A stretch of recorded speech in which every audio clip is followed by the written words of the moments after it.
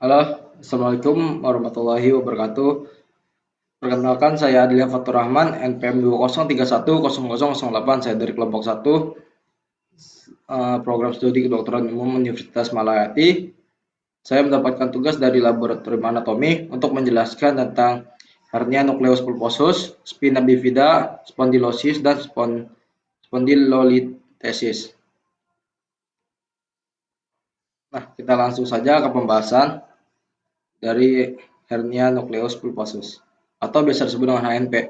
Nah, HNP yaitu turunnya kandungan annulus fibrosus dari diskus intervertebralis lumbal pada spinal kanal atau ruptur annulus fibrosus dengan tekanan dari nukleus pulposus yang menyebabkan kompresi pada elemen saraf. Pada umumnya HNP pada lumbal sering terjadi pada lumbal 4 sampai dengan lumbal 5 dan lumbal 5 sampai dengan organ selanjutnya. Etiologi dari HNP yaitu trauma, hiperfleksia, injury pada vertebra, spinal stenosis, ketidakstabilan vertebra karena salah posisi mengangkat dan lain-lain, degenerasi dan dehidrasi dari kandungan tulang rawan annulus dan nukleus mengakibatkan berkurangnya elastisitas sehingga mengakibatkan herniasi dari nukleus hingga annulus.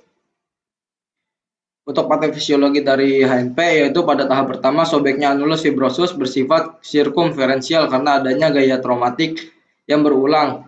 Sobekan tersebut menjadi lebih besar dan timbul sobekan radial. Menyembulnya herniasi nukleus pulposus dapat mencapai ke korpus tulang belakang di atas atau di bawahnya. Bisa juga menjebol langsung ke kanalis vertebralis. Sobekan sirkumferensial dan radikal pada annulus fibrosus diskus intervertebralis berikut dengan terbentuknya nodus squamous merupakan kelainan yang mendasari low back pain subkronis atau kronis yang kemudian disusul oleh nyeri sepanjang muka yang dikenal sebagai ischialgia atau sciatica. Untuk epidemiologinya HNP secara epidemiologi yaitu penyebab tersering seseorang dengan nyeri punggung bawah datang ke rumah sakit, tetapi data epidemiologi di Indonesia sayangnya masih sangat terbatas.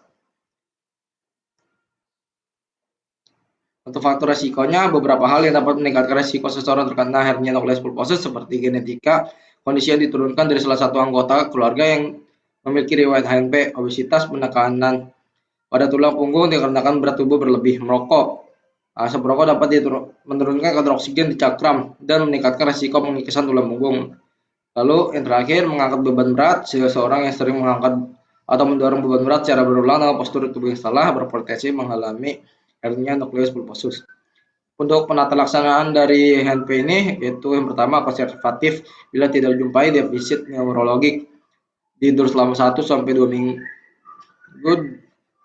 di atas kasur yang keras, exercise digunakan untuk mengurangi tekanan atau kompresi saraf. Terapi obat-obatan, muscle relaxant, non-steroid, anti-inflamasi drug, and analgetik, terapi panas dingin. Imobilisasi atau branching dengan menggunakan lumbus sakral, brace, atau korset. Terapi diet untuk mengurangi berat badan, traksi lumbal mungkin menolong, tetapi bisanya resistance transcutaneous electrical nerve stimulation atau biasa disebut TENS, TENS. Lalu yang kedua ada pembedahan. Laminektomi hanya dilakukan pada penderita yang mengalami nyeri menetap dan tidak dapat diatasi. Terjadi gejala pada kedua sisi tubuh dengan adanya gangguan neurologi utama seperti inkontinensia, usus dan kandung kemih serta foot drop. Komplikasi itu ada infeksi luka, lalu kedua kerusakan penanaman tulang setelah fusi spinal, disfungsi seksual, kelumpuhan pada ekstremitas bawah, cedera medula spinalis, baras TC. Untuk prognosisnya, perbaikan klinis biasanya terlihat pada kebanyakan pasien dan hanya 10% saja yang masih merasakan nyeri setelah 6 minggu. Tata laksana konservatif, hasil pemeriksaan MRI yang sekuensial pada 2/3 pasien HNP menunjukkan bahwa bagian diskus yang mengalami herniasi dapat mengalami penyembuhan parsial atau total setelah 6 bulan pengobatan. Pencegahan yaitu melakukan olahraga secara rutin, mempertahankan berat badan ideal, memiliki postur tubuh yang baik dalam segala keadaan, menggunakan teknik pengangkatan yang benar apabila saat kita mau nge-gym atau mengangkat beban berat, melakukan peregangan secara berkala, menguatkan otot punggung, kaki, dan perut. Nah, kita lanjut ke klinis yang kedua yaitu spina bifida. Nah, spina bifida berarti terbelahnya arkus vertebra dan bisa melibatkan jaringan saraf di bawahnya atau tidak. Spina bifida disebut juga dengan myelodysplasia, yaitu suatu keadaan di mana ada perkembangan abnormal pada tulang belakang, spinal cord, saraf-saraf sekitar, dan kantung yang berisi cairan yang mengitari spinal cord. Kelainan ini menyebabkan pembentukan struktur yang berkembang di luar tubuh. Untuk etiologinya itu penyebab spina bifida atau spina bifida disebabkan oleh tabung saraf yang tidak berkembang atau tidak menutup dengan sempurna pada masa kehamilan. Untuk patofisiologinya itu defek neural tube. Di sini yang dimaksud adalah karena kegagalan pembentukan mesoderm dan neuroectoderm. Defek embriologi primer pada semua defek neural tube adalah kegagalan penutupan neural tube mempengaruhi neural dan struktur cutaneous ectodermal. Hal ini terjadi pada hari ke-17 sampai 30 kehamilan. Selama kehamilan, otot tulang belakang manusia bermula dari sel yang datar yang kemudian membentuk silinder yang disebut dengan neural tube. Jika bagian tersebut gagal menutup atau terdapat daerah yang terbuka disebut cacat neural tube terbuka. Daerah yang terbuka itu kemungkinan 80% terpapar atau 20% tertutup tulang atau kulit. 90% dari kasus yang terjadi bukanlah faktor genetik atau keturunan, tetapi sebagian besar terjadi karena dari kombinasi faktor lingkungan dan gen dari kedua orang tuanya. Epidemiologi di Amerika Serikat tingkat lebih tinggi di pantai timur daripada pantai barat dan lebih tinggi pada orang kulit putih, 1 kasus per 1000 kelahiran hidup, daripada orang kulit hitam 0,1 sampai 0,4 kasus per 1000 kelahiran hidup. Imigran dari Irlandia memiliki insiden spina bifida yang lebih tinggi daripada penduduk asli. Tingkat tertinggi dari cacat di Amerika Serikat dapat ditemukan di pemuda Hispanik. Tingkat insiden tertinggi di seluruh dunia ditemukan di Irlandia dan Wales, di mana 3-4 kasus meningokela per 1000 populasi telah dilaporkan selama tahun 1970-an, bersama dengan lebih dari 6 kasus anencephaly, kelahiran hidup dan lahir mati per 1000 populasi. Untuk prognosis dari spina bifida yaitu dia ditentukan oleh lokasi lesi, luasnya lesi, waktu diagnosis, dan penata laksanaan jenis spina bifida dan adanya hidrosefalus. Untuk komplikasinya itu kelemahan otot hingga kelumpuhan, cacat tulang termasuk skoliosis, dislokasi punggung, pemedikan panjang otot, dan kelainan sendi, gangguan otot dan masalah pada pergerakan usus, dan proses berkemih, penumpukan cairan di rongga otak atau hidrosefalus. Faktor resikonya dapat meningkatkan resiko seorang ibu melahirkan dengan spina bifida, diantaranya mengalami kekurangan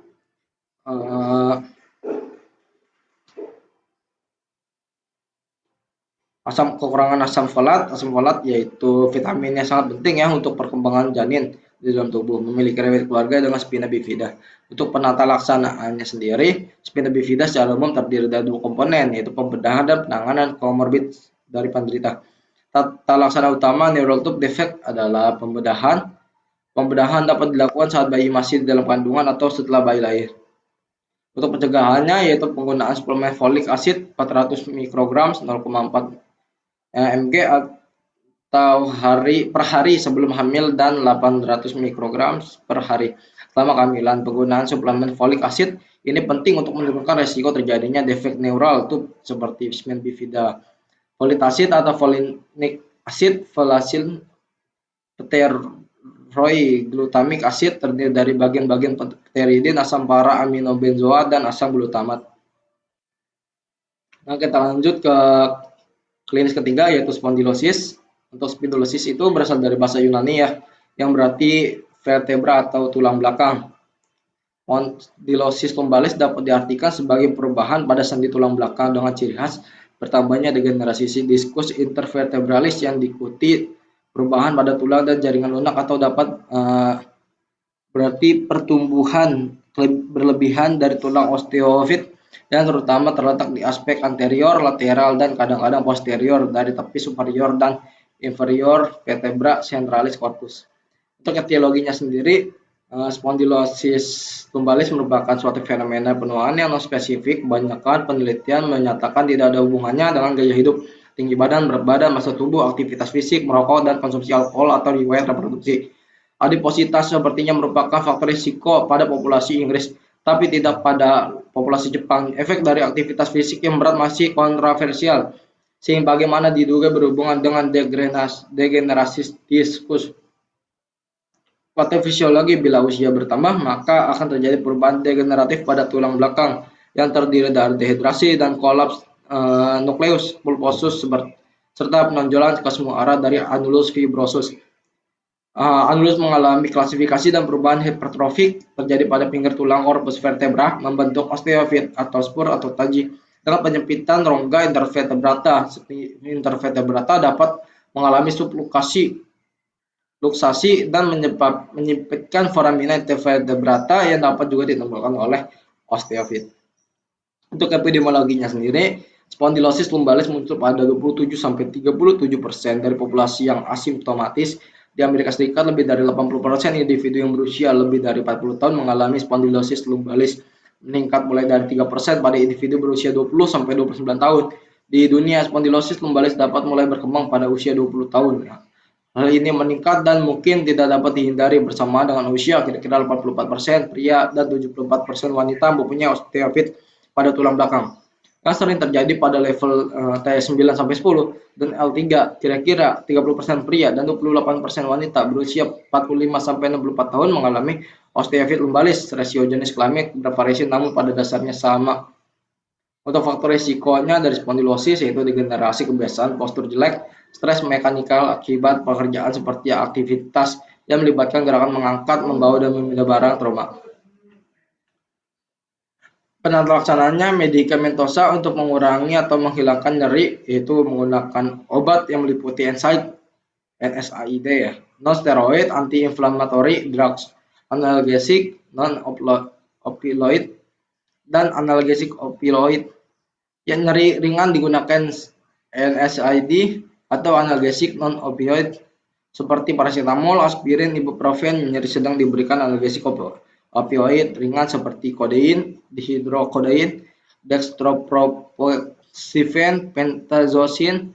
Untuk kasus tertentu dapat diberikan analgesik adjuvan seperti golongan fenotiazin, antidepresan, triksiklik, dan amfetamin. Kausal menghilangkan spasme otot misalnya baclofen, diazepam, epirison, dizanidin, dan lain-lain. Untuk menghilangkan kecemasan yaitu ada anti-ansietas. Untuk terapi pembedahan yaitu terapi pembedahan diindikasikan jika terapi konservatif gagal dan adanya gejala permanen khususnya defisit motorik. Pembedahan tidak dapat dianjurkan pada keadaan tanpa komplikasi. Prosedur operasi yang dapat dilakukan antara lain operasi dekompresi, operasi stabilisasi segmen gerak yang tidak stabil, dan kombinasi keduanya. Terapi fisik, penentraman, dan edukasi pasien yaitu pemberian keterangan sebanyak mungkin sesuai kebutuhan pasien sehingga pasien mengerti tentang penyakitnya. Sebagai tambahannya, dokter harus berempati, menyemangati, dan memberikan informasi yang positif kepada pasien.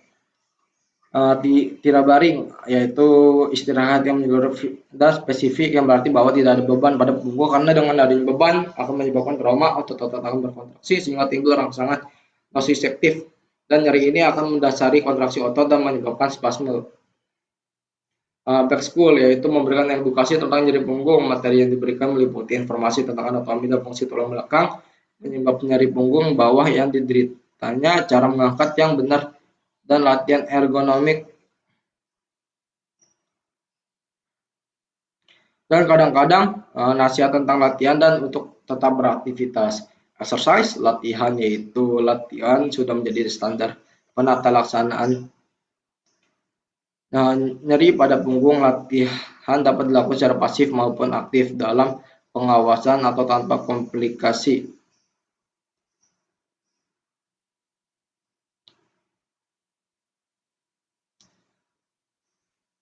Tujuan dari latihan meliputi memelihara fleksibilitas fisiologik, kekuatan otot, mobilitas sendi, dan jaringan lunak.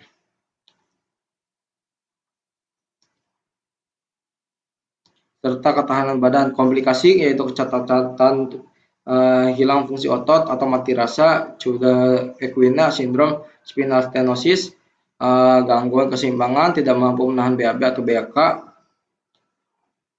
lalu nyeri punggung bawah, nyeri pertengahan punggung, nyeri leher. Untuk prognosisnya dari spondilosis yang merupakan penyakit degeneratif tulang belakang, di mana hal ini sulit untuk diketahui perkembangannya dalam kasus Ini tidak menimbulkan cacatan yang nyata, namun perlu diperhatikan juga penyebab dan faktor yang mempengaruhinya seperti adanya dekompresi dan penyempitan saraf yang nantinya dapat menyebabkan kelumpuhan bahkan gangguan perkemihan. Pada pasien yang sudah mengalami degeneratif pada lumbalnya, namun sudah tidak merasakan adanya nyeri pada daerah punggung bawah dalam waktu 1 minggu, maka kondisi pasien akan membaik dalam waktu 3 bulan. Pencegahan, pertama hindari aktivitas dengan benturan tinggi, high impact, misalnya berlari. Lakukan exercise leher dan punggung yang dapat meningkatkan kekuatan otot, kelenturan, dan jangkauan gerak. Dan melakukan aktivitas dalam posisi yang sama dalam jangka waktu lama. Pertahankan postur yang baik. Lindungi diri dengan sabuk pengaman saat berkendara. Lalu kita lanjut ke klinis keempat, yaitu tentang spondylolisthesis. Definisi dari spondylolisthesis ini yaitu kondisi tulang belakang yang salah satu ruasnya bergeser ke depan atau belakang dari ruas di bawahnya. Spondylolisthesis dapat menyebabkan kelainan struktur tulang belakang, penekanan pada nerve roots, dan kerusakan pada facet joint. Hal ini jarang terjadi pada pasien dengan usia di bawah 50 tahun dan pergeseran paling sering terjadi pada lumbal 4 sampai lumbal 5. Untuk etiologinya yaitu degeneratif ischemic, traumatik, dysplastik, atau patologis. Patofisiologinya itu setiap proses yang dapat melemahkan penyangga menjaga tubuh vertebra sejajar dapat memungkinkan spondylolisthesis terjadi. Ketika satu vertebra bergerak relatif terhadap vertebra yang berdekatan, nyeri lokal dapat terjadi dari gerakan mekanis atau nyeri radikuler atau mielopatik dapat terjadi karena kompresi dari akar saraf atau sumsum tulang belakang yang keluar masing-masing.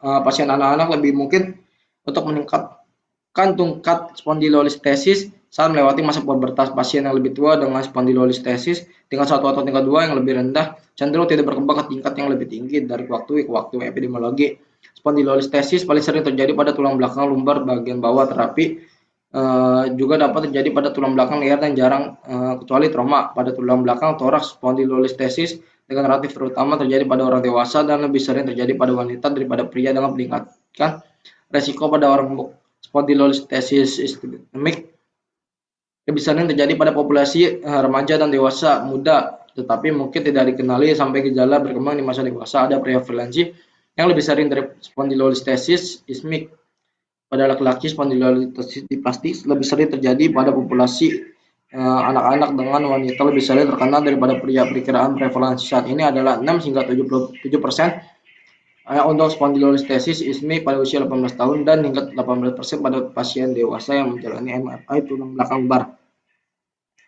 Spondylolisthesis derajat 1 menyumbang 75% dari semua kasus spondylolisthesis paling sering terjadi pada tingkat lumbal 1 sampai lumbal 5 dengan translasi anterior dari korpus vertebra lumbal 5 pada korpus vertebra sampai dengan 1. Tingkat lumbal 4 sampai lumbal 5 adalah lokasi paling umum kedua untuk spondylolisthesis. Faktor risikonya itu penderita spondylolisthesis, penderita artritis maupun rheumatoid artritis, wanita berusia di atas 50 tahun, riwayat kelainan kongenital seperti spina bifida occulta, obesitas, penderita spina curvature disorder seperti skoliosis, cedera vertebra yang terjadi secara berulang dan fraktur vertebra, riwayat infeksi tulang seperti spondylolisthesis, tuberkulosis, riwayat penyakit spondylolisthesis pada keluarga, riwayat operasi pengangkatan elemen posterior pada pars interarticularis atau prosedur laminektomi, komplikasi kifosis atau lengkungan tulang belakang yang tidak normal, kesulitan mengontrol buang air kecil dan buang air besar, kerusakan permanen pada saraf tulang belakang, mati rasa hingga kelumpuhan pada kaki. Penata laksanaan untuk spondylolisthesis derajat 1 dan derajat 2, pengobatan biasanya dimulai dengan terapi konservatif termasuk obat antiinflamasi, non-steroid, NSAID, panas, olahraga ringan, traksi penyangga atau tira baring. Sekitar 10% sampai hingga 15% pasien yang lebih muda dengan spondylolisthesis derajat rendah akan gagal dalam pengobatan konservatif dan membutuhkan perawatan bedah. Tidak ada standar definitif untuk perawatan bedah. Perawatan bedah mencakup berbagai kombinasi dekompresi, fusi dengan atau tanpa instrumentasi atau fusi interbody.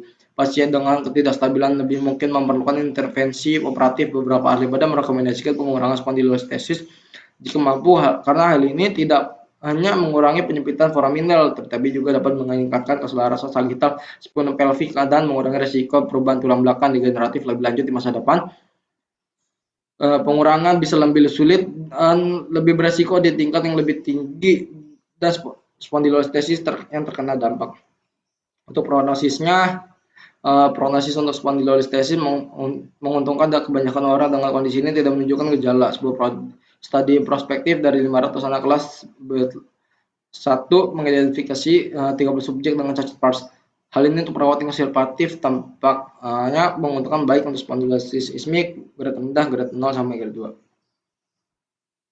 Untuk pencegahan, baik kita lanjut aja ke bagian pencegahan. Meski spondylolistesis sulit dicegah, beberapa langkah yang dapat dilakukan untuk mengurangi risiko terserang kondisi ini yaitu mempertahankan berat badan ideal agar tidak membebani tulang belakang, mengkonsumsi makanan bergizi seimbang untuk menjaga kesehatan tulang, rutin berolahraga, terutama olahraga untuk melatih kekuatan otot punggung serta menghindari olahraga yang berisiko mencederai tulang belakang. Sekian penjelasan dari saya, kurang lebihnya mohon maaf, semoga dapat bermanfaat bagi kita semua dan semoga kita terhindar dari segala penyakit. Amin amin ya rabbal alamin. Saya akhiri. Wassalamualaikum warahmatullahi wabarakatuh.